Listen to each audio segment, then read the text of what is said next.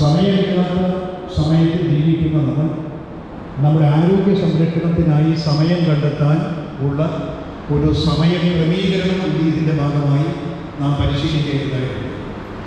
മാത്രമല്ല, നമ്മുടെ വ്യക്തി ജീവിതത്തിൽ അനുഭവപ്പെടുന്ന വൈഷമ്യങ്ങൾക്കും കഷ്ടതകൾക്കുമൊക്കെ നമുക്ക് മനസ്സ് തുറന്ന് അല്ലെങ്കിൽ ഒരു സെക്കൻഡിൽ നമ്മുടെ മനസ്സിനെ ഏകാഗ്രമാക്കി നിലനിർത്താൻ, നമ്മുടെ മനസ്സിനെ നമ്മുടെ നിയന്ത്രണത്തിന് വിധേയമാക്കി നിർത്താൻ ഇന്നത്തെ കാലഘട്ടത്തിൽ പലപ്പോഴും നമുക്ക് കഴിയാറില്ല.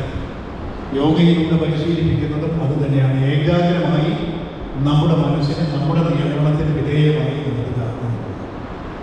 നമ്മുടെ മനസ്സ് കടിഞ്ഞാൻ കഴിച്ചുവിട്ട കുതിരയെ പോലെ പാലിക്കുന്നതിനിടയിൽ അല്പനേരം നമുക്ക് വിധേയമായി, നമ്മുടെ ചിന്തകൾക്ക് വിധേയമായി, നമ്മുടെ ഇഷ്ടത്തിന് വിധേയമായി നിലനിർത്താൻ കഴിയുന്ന മനസ്സിനെ ഏകാഗ്രമാക്കുന്ന ഒന്നുകൂടി യോഗയുടെ ഏറ്റവും പരമപ്രധാനമായ ഒരു കർത്തവ്യമായിട്ടാണ് നാം കണക്കാക്കപ്പെടുന്നത്.